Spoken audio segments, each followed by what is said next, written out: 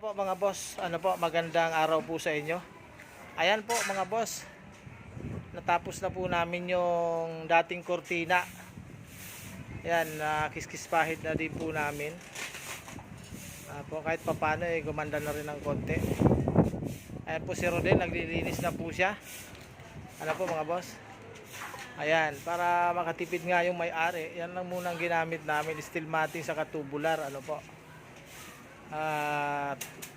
Tip ko po sa inyo mga boss, dahil sa tubular nga po yung gamit natin, kadalasan po niyan napupunit po kapag panay sarabukas po ng bisa ng gate. Kaya ang ginawa po natin mga boss, naglagay tayo ng flat angle bar diyan sa pinagkabitan ng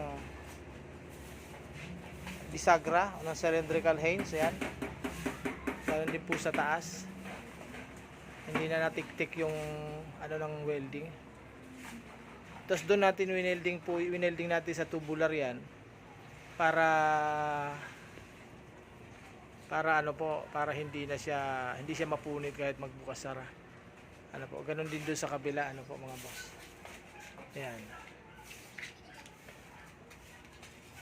Ayan, dati kortina yan, yung kumot. Ang nilalagay ng may-ari. Ay ngayon, okay na.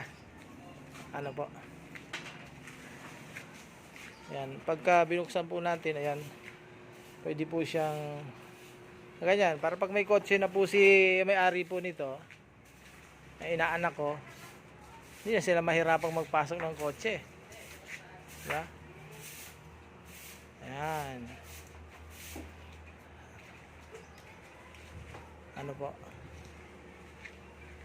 Ayan, mas magaan kasi ibukas sara ang gate kapag may ganyan. Pero pagka nakatubular lang po, walang angle bar, yung parte na yan, yung mga na yan, malambot kasi yan, napupunit po siya.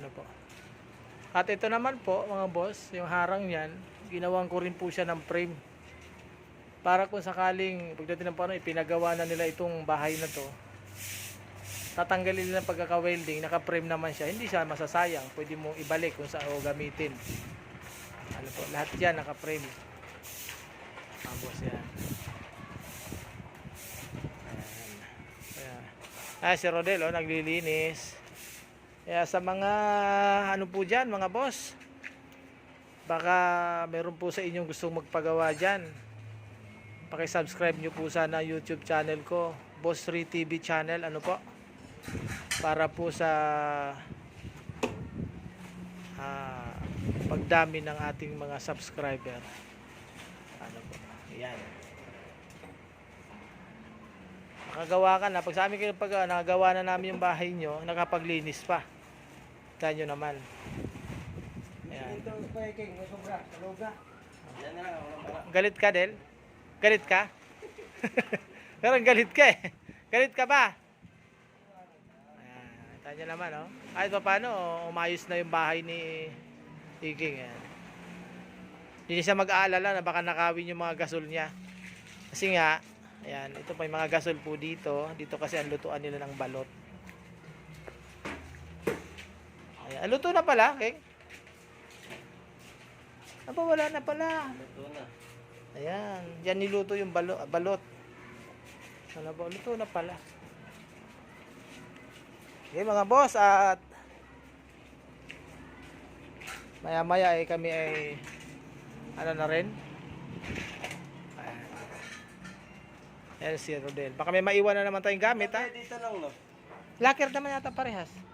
Saan ba binili mo kanina? Parehas locker. Ay, pa-primer po ni Iking yung gate. Ayan. Oo, basta locker. Halo mo na to. Yan. Halo mo na lahat yan. Pag hindi obra, malulusaw yan eh. Haluin mo na maigi.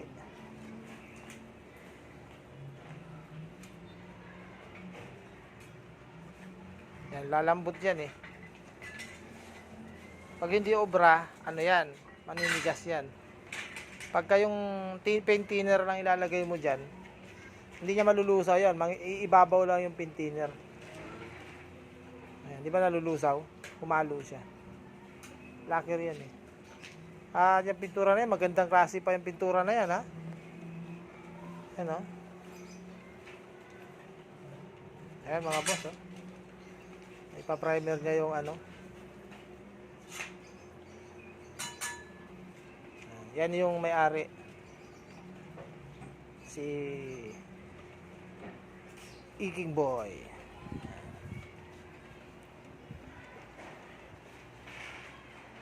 Ayan, mga boss. Diba? Napanood nyo yung mga nakarang video po namin. 3 ng video na ata yun. Ayan, nung unang-una may mga kurti-kurtina pa yan dyan. May mga tapal-tapal na ano. Ayun, bawal na magsampay dyan, King. Bawal na. Bawal pa pagbago. Pagbago. Magugulat ka na pagising mo sa umaga. May mga nakasampay na dyan. May mga nakasabit ng basket. Basket ng balot. Madali magsabit yan eh. Mamaya bibili pa si... Brief nila dyan. Mamaya bibili pa yan ng mga hook. Yung hook, kakawit na lang dyan. Di ba? Ay, masasabi mo, Del? Wala. Mga boss, ano po? Sige po mga boss, at kami magpapahinga na. Nalinis naman na namin. Ano po? Ayan. Okay, salamat po. Shoutout po sa inyo lahat. Paki-audit po, paki-subscribe nyo po YouTube channel ni Boss Ray TV. Ano po? Salamat po.